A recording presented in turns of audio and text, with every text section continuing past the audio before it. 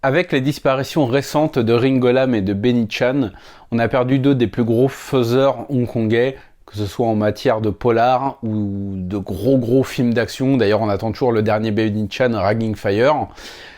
Et on est en droit de se demander qui pourrait prendre la relève pour nous offrir du bon gros polar HK. Bon, peut-être pas à l'ancienne parce que ça me paraît un petit peu compliqué maintenant, mais quelque chose qui s'en rapprocherait le plus. Dante Lam est parti en Chine pour nous servir des gros blockbusters bien efficaces, certes. Johnny To, bon, c'est plus franchement ce que c'était depuis ces dernières années. John Woo, je préfère qu'il reste à la retraite, honnêtement, vu ce qu'il nous a livré récemment. Pango Chung nous continue à nous sortir des belles petites productions bien hongkongaises dans l'âme. Je le suis avec beaucoup d'attention. Et on a aussi un grand monsieur qui est là depuis très longtemps, qui continue à nous sortir des gros trucs. Et là, ça va être le cas avec le film du jour, puisqu'on va parler du dernier film réalisé par Herman Yeo, Shockwave 2. Générique.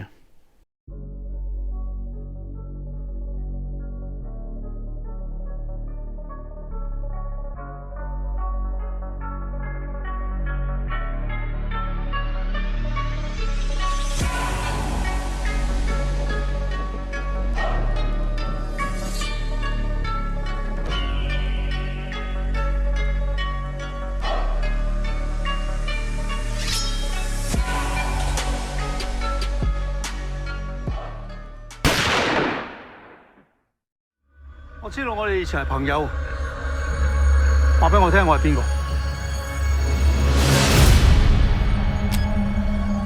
我見過幾多潘成鳳。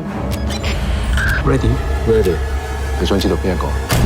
Eh ben franchement, je suis super satisfait du film. J'avais quelques appréhensions, notamment, voilà, je m'attendais à un produit un petit peu formaté, un petit peu impersonnel, avec des personnages pas franchement développés. Et je dois dire que j'ai franchement été très agréablement surpris. C'est un bon gros blockbuster, bien généreux, bien corsé si je peux dire, bien explosif plutôt, ça serait en rapport avec la thématique du film, puisqu'on va suivre deux désamorceurs de bombes qui travaillent pour une unité spéciale de la police de Hong Kong, un qui est joué par Andy Lau et l'autre qui est joué par Lo Xingwan, ce qui est déjà un pur plaisir de retrouver les deux acteurs ensemble. Moi, j'adore Running Out of Time, sorti en 99, qui les mettait déjà en valeur, et je trouve qu'ils ont une très bonne alchimie ensemble. Là, ça fonctionne toujours aussi bien. L'histoire va être celle donc de ces deux démineurs, dont l'un d'eux, Andy Lau, va un jour être pris dans une explosion lors d'une opération qui tourne mal et qui va perdre sa jambe, et qui va ensuite, s'il réagit plutôt avec espoir et courage, va se voir rétrogradé de son poste, ce qui va lui amener une haine et une rancœur vraiment très forte, ce qui va l'amener à faire des choses qui vont être assez terribles. Et c'est le postulat de départ de l'intrigue.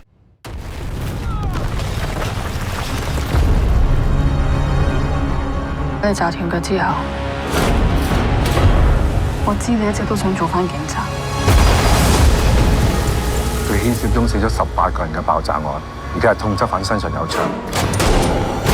其實你係 CTRU 嘅卧底，我係你嘅 handler。Eh ben Herman Yeo, franchement, ça fait des années qu'il nous régale. Il nous a sorti en 2017 The Sleep Curse avec Anthony Wong, qui était un bon 4-3 à l'ancienne, quoi. Quand même un 4-3 avec Anthony Wong, réalisé par Herman Yeo en 2017.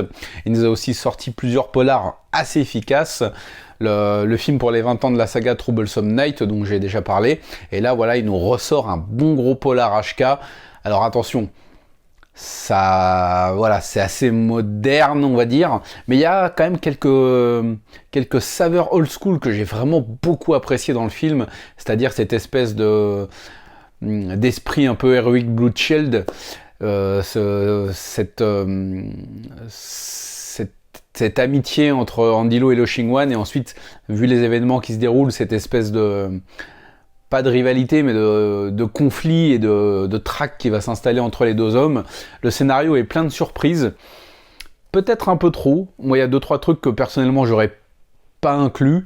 Je vais pas vous spoiler, mais il y a 2-3 éléments qui m'ont paru plutôt dispensable. Ça gâche pas le film, mais je pense que l'intrigue aurait pu être peut-être un petit peu dégrossie, un petit peu taillée dans le superflu. Mais le film se regarde tout à fait. C'est très bien réalisé, la photo est impeccable. Et enfin, un truc qui fait putain de plaisir, ça se passe un peu dans les rues de Hong Kong quand même. C'est, je sais pas, tous les films récents, j'ai l'impression que voilà, tu vois 2-3 rues à la sauvette et c'est tout quoi. Après tout se passe en intérieur. Non, là, on va avoir une course-poursuite dans la ville. On va avoir de très belles vues d'ensemble de Hong Kong et beaucoup de scènes qui se passent dans des...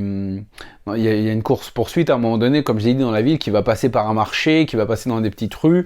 Voilà, on va pouvoir apprécier un minimum la ville de Hong Kong, quoi, bordel, qui est un endroit tellement incroyable, qui est, je trouve, peut-être pas suffisamment mis en valeur dans Shockwave 2, mais quand même c'est supérieur à tout ce qu'on a vu récemment, quoi. On a des scènes qui se passent à l'aéroport, on a un très bon gunfight dans un hôpital. Non, franchement, la maîtrise globale du film, j'ai trouvé ça vraiment supérieur à tout ce que j'ai vu dernièrement, quoi. Niveau casting, Andy Lau est parfait. Il est super impliqué et et on sent toute la colère et la rage qui anime son personnage, avec 2-3 choses un peu plus ambiguës qui viennent au fur et à mesure que l'intrigue se construit. Lo Ching-wan, bon, il est un tout petit peu plus en retrait que Andy Lau, mais il est quand même là, il est quand même bien présent. C'est un acteur qui est là, ça va faire au facile 35 ans minimum. Attends, je suis en train de postillonner comme un porc, j'espère que ça se voit pas. Et pareil, il est toujours impeccable. On a aussi Philip Kung en flic, que moi c'est toujours un plaisir de voir cet acteur, c'est cette gueule, cette voix, cette présence. Manolo, si tu regardes cette vidéo, Philip Kung, quoi. On a aussi un rôle féminin assuré par l'actrice Nini. Et non, c'est son nom qui me fait rire, c'est tout. Et elle effectue une prestation plutôt correcte, elle est plutôt impliquée. C'est un personnage féminin assez bien développé, même si on est bien entendu très très loin de rôles mémorables qu'ont pu avoir d'autres grandes actrices hongkongaises il y a des années. Non, le casting est vraiment bien solide. Il y a des scènes d'action qui sont très très très très très efficaces. Il y a pas mal de grosses explosions. Le film a de l'ampleur, quoi, si vous voulez. Ça pète, ça a vraiment de l'ambition, ça a du budget. Et Hermanio, il a vraiment voulu signer un gros blockbuster, quelque chose de bien chargé, qui dure 2 heures quasiment. Le rythme ne faiblit pas.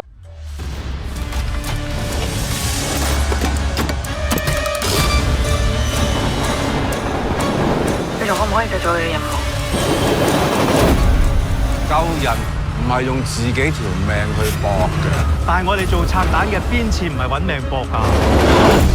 你為咗破案，你真係咩都做得出。警務處冇佢個 record 㗎。對唔住，呢個係警隊機密。手拉分。你威我殺咗18個人，你講唔講真説話？講真説話！